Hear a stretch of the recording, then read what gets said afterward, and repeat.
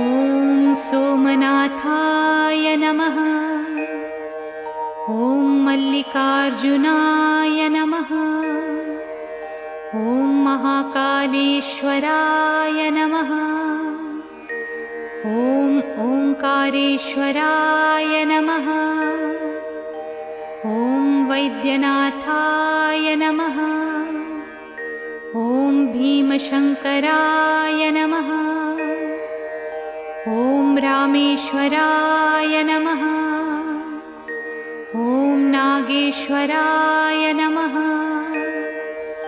ॐ विश्वेश्वराय नमः।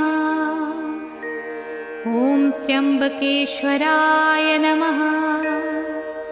ॐ केदारेश्वराय नमः। ॐ भुस्मेश्वराय नमः।